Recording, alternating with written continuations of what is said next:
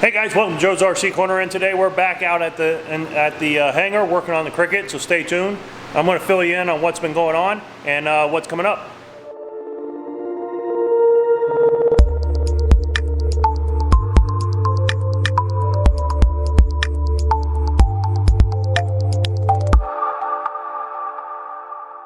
Alright guys, so like I said, we're back out here at the airport. We're finally working on the Cricket. Just got back from a long trip working up in Alaska.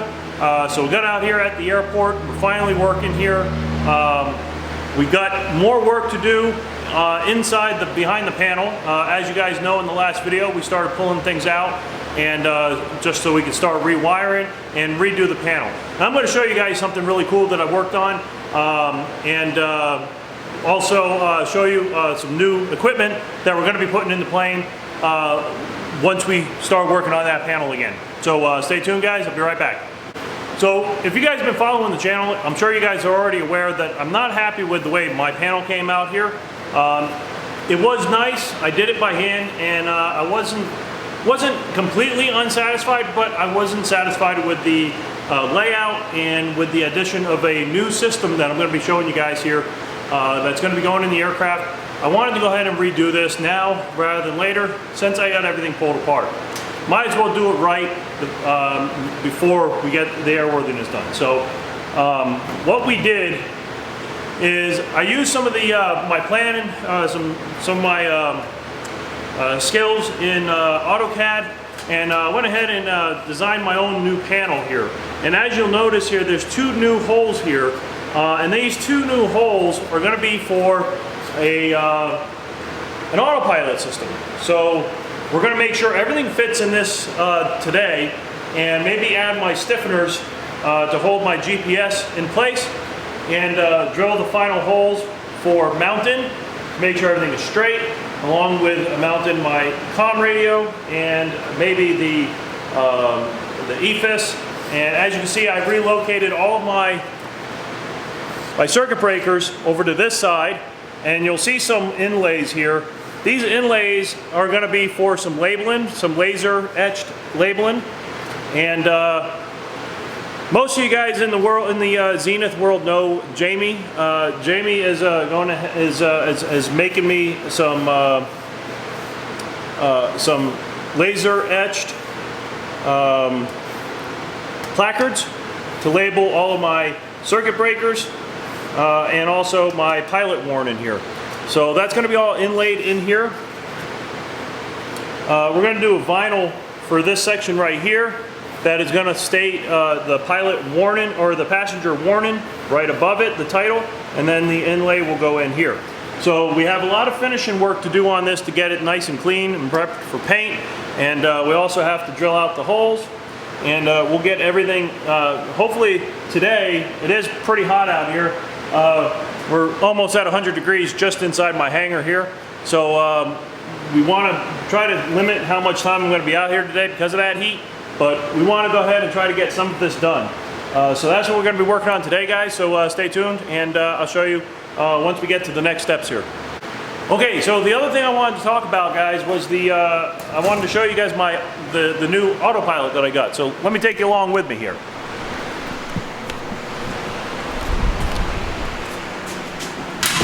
So, as you can see, I went ahead and bought myself an autopilot and an auto trim system. And this is from Aircraft Automation. Not sponsored. I purchased this with my own money. Was not provided or anything like that. Comes really nicely packaged. Has all the information here in the book.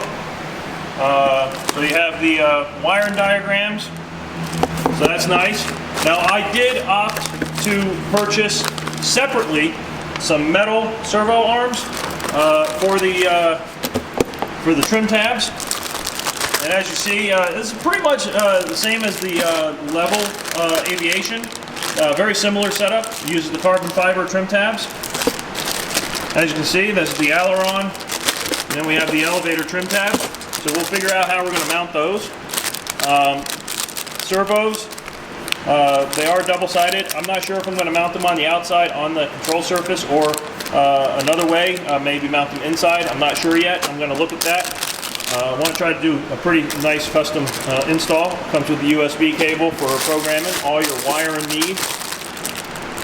And you do tell them what aircraft it is, so hopefully that means that the wires will be long enough and won't need too much of an extension. But if I need to, I can always make up my own new extensions. I do, since I do RC stuff, I do have lots of those cables, those plugs, and so on. But yeah, it comes with everything you need, GPS. But I'm thinking I might feed GPS data from my my other unit, but I may plug this in as a backup. We'll see. So I did opt to get the Eco trim system as well, because what the heck, I'm going to be replacing my trim stuff in the back, so might as well go with the Eco trim. So this is going to be one of the units that will be mounted. So as you can see, it's got a fly-by-wire. I'm not sure if I'd ever use this, but sure. Simple plug-in. And then here's the autopilot itself. Basically, it's another full AHRS system. Nice daylight readable screen. Fits into the 3 1/8 inch hole, I believe it is. And so if you're looking at, this is my first version of this setup here, but as you can see, that'll fit nicely right in there. And the Eco trim unit here will go right in here. So that way the both the pilot and the co-pilot can also operate it. However, I'm also going to be connecting this to my hat switch, so I'll have left, right, and up and down on my hat switch of my flight stick. So that will make that a lot easier, so I can do it right from the flight stick, and that'll give me both my roll and yaw and pitch. I did not opt for the yaw dampening. I may look at that later on down the road, but for right now, I think mainly just doing the pitch. So what we're going to do, and I'm not sure if this is going to work yet, guys. I've already spoken to Aircraft Automation, and so Aircraft Automation, I talked to them about maybe just using this trim tab. I'm not sure about doing that because I'd have to add a counterbalance on top of this, and I'm not sure I want to do that. What I'm thinking about doing is just maybe affixing this trim tab, and then add in the elevator trim tab separately. So if I take the elevator trim tab, the other option is going ahead and affixing this to the elevator directly, and then just adding this trim tab to it. And then that will be my trim tab, my permanent trim tab, like so. And if I do that, yeah, that would be a pretty easy fix, just to permanently mount that. It would be nice if I could use the elevator trim tab, the trim tab that's already here, but it is a pretty big trim tab, so it would have to be balanced, of course, and we'll have to see. So I'm not sure how that's going to work yet, guys. So like I said, I'm not sure how that's going to work yet, guys. We'll have to take a look, see how I want to do it. But first things first, we're going to work on the panel and get the panel done, get everything mounted where it needs to be, and then kind of go from there. But yeah, pretty nice unit, pretty nice equipment here. It's got pitot-static and everything on there. So we'll start working on this and go from there, guys. All right, guys, so welcome back, and we got a little bit more work done here. So as you can see, we have the panel now laid out and everything is in its place. So now I've gotten all the final holes drilled, except for the mountain holes. Because of the new layout here, I will need to relocate or trim up that frame just a little bit, and then I can start marking the holes and then getting those drilled and getting them prepped for getting the panel prepped for paint, and then we can get that finalized and mounted. Much better layout. Put that in the comments below, guys. Let me know what you think. Does that look better? than it did before. And I'll show you a picture probably in the corner, one of these corners here, of the original. So I'm happy with it, guys. I think it looks great. Let me know what you think. We're gonna have to take a look over here. These are kind of close to the panel here. So, but then again, this is gonna go up about 1/8 of an inch or so. What I might do is then just line this with some insulating tape on here. So that way no problem with any possibility of shorting. It's not going to be resting on that. It's only resting there now because as you can see back here, I have to trim that up so that this can go up a little bit further. Then we can start worrying about figuring out the layout of everything here, getting everything wired up, and then go from there. So all in all, guys, I'm really pleased with that layout. Much nicer than the previous one. So we still have everything there, plus the two up there. And in the center console, we're going to be adding in the two USB ports down here, and then the